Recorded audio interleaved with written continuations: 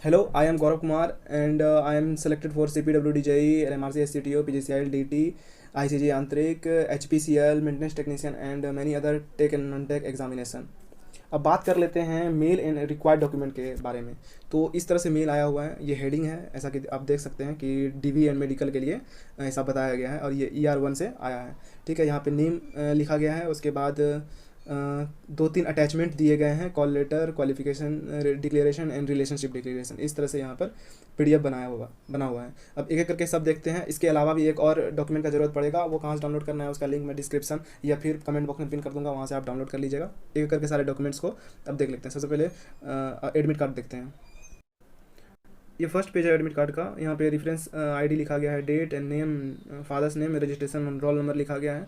उसके बाद यहाँ पे कुछ डेट्स वगैरह सब दिए गए हैं, जैसे DV का डेट 26 तारीख को बताया गया है, टाइम यहाँ पे, और ये एड्रेस, और ये फिर मेडिकल का डेट है, इस तरह से। उसके बाद कुछ डॉक्यूमेंट्स रिक्वायर्ड हैं, जो कि हैं, एक तो एडमिट कार्ड का फोटो कॉपी आपको चाहिए, फिर जो आप फॉर्म भरे थे उस वक्त जो PDF बना था जिसको रिज्यूमे कहते हैं वो चाहिए आपको। ये वाला डॉक्यूमेंट आप डाउनलोड करना पड़ेगा आपको साइट से, या फिर मैं इसका लिंक दे दूंगा कमेंट में। ठीक है, फिर यहाँ पे अगला डॉक्यूमेंट यहाँ पे लिखा गया है कि latest passport size colour photograph आपको ले जाना है, कुछ 4 ले जाने हैं। उसके बाद original and self attested copy ले जाना है इनके, एक तो ID के, जो कि आप pan card, voter ID card, other कुछ भी हो सकता है। फिर डेट ऑफ बर्थ के लिए मेट्रिकुलेशन सर्टिफिकेट आप 10th का ले जा सकते हैं, या फिर बर्थ सर्टिफिकेट ले जा सकते हैं। एजुकेशन क्वालिफिकेशन के बारे में यहाँ पर बताया गया कि मेट्रिक, इंटरमीडिएट या डिप्लोमा जो भी है आपके पास, तो वो आप ले जा सकते हैं। और जो मार्कशीट है फाइनल ईयर और ईयर वाइज या सेमेस्टर वाइज, वो आपको ले जाने होंगे। इसके अलावा आपको डिप्लोमा या डिग्री सर्टिफिकेट ले जाना पड़ेगा। फिर सर्टिफिकेट रिगार्डिंग स्पेशलाइजेशन, अभी जो आपको सर्टिफिकेट रिगार्डिंग ये वही होगा। एंड सेल्फ डिक्लेरेशन, जो अभी सेकंड नंबर पे अटैचमेंट हुआ क्वालिफिकेशन का, वो आपको फिल करके ले जाना है, जो अभी मेल में आया होगा आपको। प्रूफ ऑफ नॉर्म्स, CGPA 2% करने के लिए यूनिवर्सिटी आपको देती है, या उसके साइट पे है, तो वहाँ से आपको मिल जाएगा। वैसे मैं SBT बिहार से पढ़ा हूँ, तो उसका मेरे पास है, तो मैं टेलीग्राम चैनल में डाल दूंगा, वहाँ पे से आपको मिल जाएगा। ठीक है, और एक्सपीरियंस जिनको है तो वो उनके लिए ये है कि आपको एक्सपीरियंस सर्टिफिकेट ले जाना पड़ेगा। SC ST का सर्टिफिकेट आप ले आ सकते हैं, जो SC ST का कैंडिडेट हैं, और OBC NCL ले आएंगे, जो OBC NCL से फॉर्म फिल किए थे, और EWS वाले EWS का सर्टिफिकेट ले आएंगे। उसके बाद यहाँ पे डिसेबिलिटीज़ के बारे में बताया गया, डिसेबिलिटी सर्टिफिकेट ले जाना पड़ेगा आपको, डिस्चार्ज सर्टिफिकेट ले जाना पड़ेगा अगर ex serviceman, undertaking of proforma of certificate for ex serviceman, जो एक्स सर्विसमैन है उसके लिए। फिर जो सर्टिफिकेट है जम्मू कश्मीर के डोमिसाइल को लेकर के, तो वो आपको ले जाना पड़ेगा। नो ऑब्जेक्शन सर्टिफिकेट ले जाना पड़ेगा अगर आप सेंट्रल गवर्नमेंट या PSUs को छोड़ने वाले हैं, तो उसके लिए। एम्प्लॉयमेंट एक्सचेंज, ये तो अप्लीकेबल है नहीं, हम लोग को मांगा नहीं गया था, ये तो नहीं ले जा सकता, कोई दिक्कत नहीं है। फिर डिक्लेरेशन रिगार्डिंग रिलेशनशिप, वो जो थर्ड PDF आपको मिला होगा रिलेशनशिप डिक्लेरेशन का, तो वो फिल करके आपको ले जाना पड़ेगा। उसके अलावा इसमें कुछ ऐसा इंपॉर्टेंट है नहीं। उसके बाद हम देख लेते हैं जो डिक्लेरेशन मांगा है उस PDF को। तो ये सेकंड PDF है क्वालिफिकेशन, तो इसको हम क्लिक करते हैं।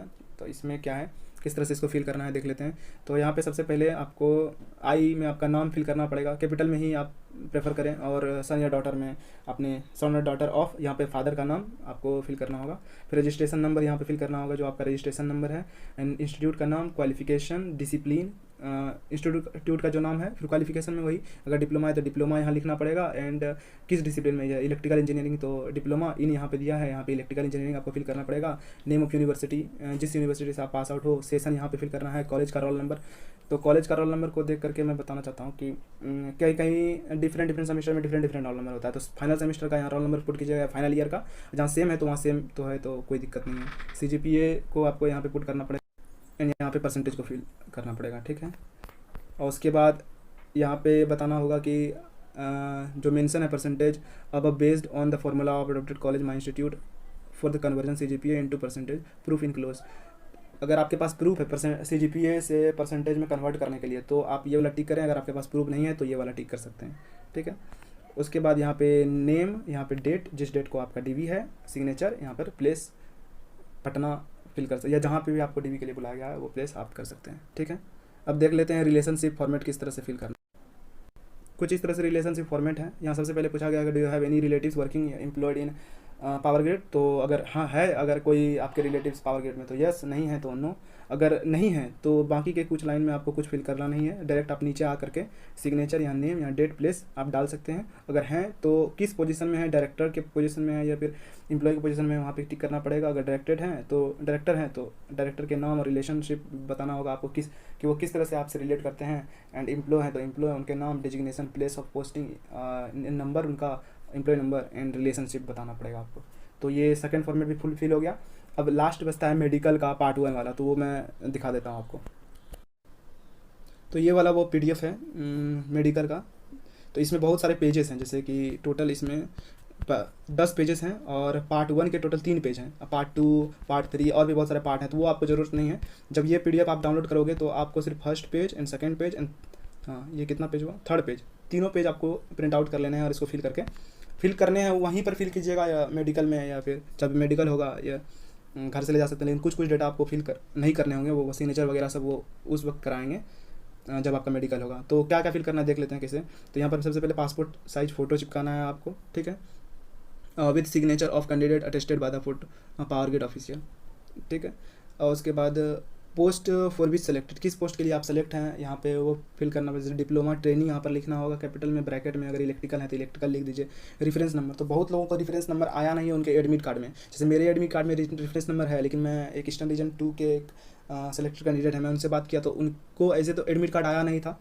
बस मेल में ही एडमिट सारा वेन्यू का डिटेल एंड डेट टाइमिंग सब वगैरह लिखा हुआ था उनमें, तो उन्होंने मेल को ही डाउनलोड कर दिया। मेल में रेफरेंस ID नहीं था। मैं अपना रेफरेंस ID आपको दिखा देता हूँ एक बार। तो ये हमको एडमिट कार्ड आया था, तो यहाँ पर देखिए रेफरेंस यहाँ पे लिखा हुआ है। हो सकता है ईस्टर्न रीजन 1 का ये रेफरेंस नंबर हो सबके लिए, लेकिन आप ये फिल नहीं करिएगा, ये वहीं पर वो बता देंगे फिल करने के लिए, तो उस टाइम पे फिल कर लेना है, ठीक है। बाकी का यहाँ पे देख लेते हैं कि किस तरह से फिल होना है। मैं बता देता हूँ, लेकिन आप कोशिश करें कि वहीं पर फिल करें, ठीक है। जैसे यहाँ पे नेम कैपिटल में, फादर्स नेम यहाँ पे डालना है, फिर डेट ऑफ बर्थ यहाँ पे पुट करना है, प्लेस ऑफ बर्थ, एड्रेस, यहाँ पे एज हो गया। बाकी ये सारे बीमारी इसके बारे में बताया कि कौन सा बीमारी आपको हुआ था, ये सफ़र फ्रॉम एनी फॉलोइंग। तो यस और नो में आपको जवाब देना है जितने भी यहाँ पर बीमारियाँ हैं, ठीक है। उसके बाद अगर किसी में भी अगर आपने यस किया तो उसका यहाँ ब्रीफ देना है, ठीक है। और फिर एनी अदर डिसीज़ या एक्सीडेंट अगर आपका कभी हुआ है, बेड रेस्ट हुआ है या सर्जिकल ट्रीटमेंट हुआ है, तो उसके बारे में यस और नो कर सकते हैं। और उनके बारे में यहाँ पर नीचे यहाँ पे यस और नो यहाँ पे कर सकते हैं, यहाँ पे डिटेल लिख सकते हैं, ठीक है। कभी आपका मेडिकेशन चला हो तो उसके बारे में यहाँ पर यस और नो दे सकते हैं। फिर कभी आपको गवर्नमेंट जॉब में कभी आपका मेडिकल हुआ है अगर, और आपको रिजेक्ट किया है तो उसके बारे में यस और नो बता सकते हैं। अगर यस है तो उसके बारे में डिटेल यहाँ पर दे सकते हैं, ठीक है। और लास्ट वैक्सीनेटेड कब है, डेट, मंथ और ईयर के अकॉर्डिंग आपको यहाँ पर लिखना है। और कौन सा वैक्सीन आपको लगा था वो आप यहाँ पर बता सकते हैं। ऑब्वियसली हम लोग जानते हैं कि कोविड का वैक्सीन सबको लगा होगा, तो उसके बारे में आप डिटेल यहाँ पे दे सकते हैं। अब बात कर लेते हैं 7th पॉइंट के बारे में। तो यहाँ पे फादर्स एज पूछा गया है और स्टेट ऑफ हेल्थ पूछा गया। तो अगर फादर का एज आपका जितना है तो यहाँ पर एज लिखना है समथिंग, अगर 40 years comma state of health में कॉमा दे करके फिट लिख देना है। अगर डेथ हो चुका है आपके फादर का तो किस एज में डेथ हुआ है वो यहाँ पे लिखना है, और काउज ऑफ डेथ आपको लिखना है। उसके बाद मदर्स का एज यहाँ पे उसी तरह से फॉर्मेट में जो भी 30 ईयर्स 40 ईयर्स जो भी एज है उनका ईयर्स लिखना है। उनके बाद फिर if living and state of health fit लिखना है, ठीक है। अगर वो भी डेट कर चुकी हैं तो किस एज में डेट की है, और काउज ऑफ डेट कॉमा दे करके आपको लिख लेना है, ठीक है। कोशिश करना कि कैपिटल में ईयर भी लिखे, तो कैपिटल में लिखना है आपको। फिर उसके बाद यहाँ पे नंबर ऑफ ब्रदर के बारे में पूछा गया था, जितने नंबर ब्रदर हैं यहाँ सपोज 2 है या 1 है तो वो लिखना है, और उनका एज कितना है, यहाँ जितना ईयर्स है उतना ईयर्स एज लिखना है, स्टेट ऑफ हेल्थ को दे करके फिट लिखना है, ठीक है। नंबर ऑफ ब्रदर्स जो कि देहांत हुआ है जिनका, तो जितने नंबर देहांत हुआ है तो वो यहाँ पे लिखना है, और किस एज में उनका देहांत हुआ है और किस कारण से देहांत हुआ है कोमा दे करके लिख देना है इसी बॉक्स के अंदर। फिर सिस्टर के बारे में इसी तरह सिस्टर अगर डेट कर चुके हैं उनके बारे में लिखना है, तो यहाँ पे पूरा।